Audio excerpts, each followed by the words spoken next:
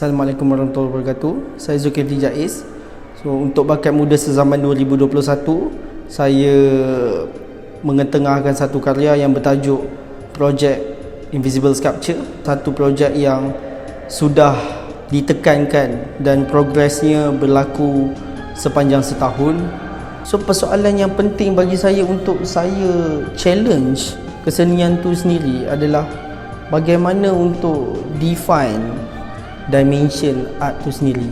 Karya saya ni dengan tajuk Invisible Sculpture. How to define benda tu adalah satu sculpture.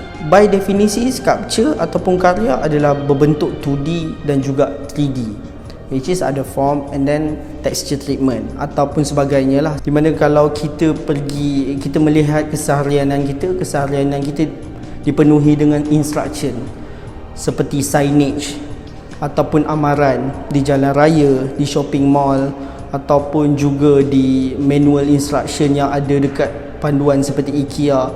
Bagi saya benda tu creating satu persepsi ataupun satu interpretation terhadap meaning sign itu sendiri. Sekiranya kalau kita masuk kedai sekarang, kita perlu scan ataupun kita perlu detect kita punya suhu. Bila kita masuk kedai akan ada in and out dekat pintu bahagian depan. Kebiasaannya mereka menggunakan premis menggunakan duct tape ataupun cloth tape, menggunakan in and out.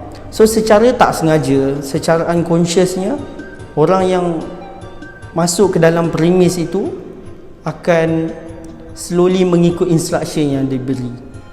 Bagi saya, karya saya ni dia bersifat memberi instruction.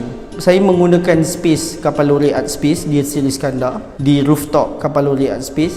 Saya menilai data budaya dan informasi yang ada dekat sini lah, di mana peletakan site spesifik yang saya pilih, which is Kapal Lori Art Space, adalah di tengah-tengah antara cityscape and juga natural punya environment, which is hutan simpan lah.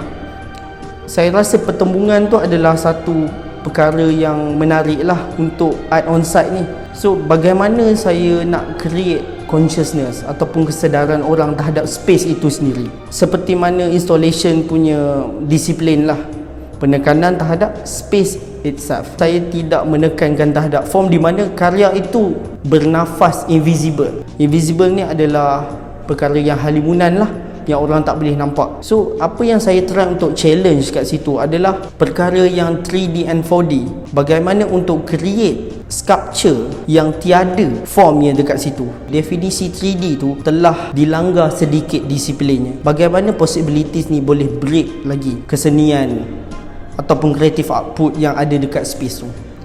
Anak panah ini bersifat seolah-olah sinonim dengan pedestal, tempat untuk kita meletakkan sculpture. Anak panah ini orang boleh menggunakan untuk create platform mereka sendiri untuk creating satu karya di orang sendiri. Saya memberi poetic license untuk orang biasa yang di luar daripada dunia kesenian juga untuk berkarya sendiri secara visual menggunakan elemen-elemen AR, elemen-elemen Instagram, social media. Penggunaan social media ini bagi saya sangat penting juga, tetapi at the same time physical pun penting. Apa yang saya existkan ni adalah karya yang bersifat fizikal dan bersifat visual, di mana akan berlakunya social interaction, tetapi dia lebih kepada pembinaan platform untuk ordinary people ni untuk create diorang punya creative output. Artis itu adalah satu artis yang bercakap tentang permasalahan nature of reality dalam seni itu sendiri.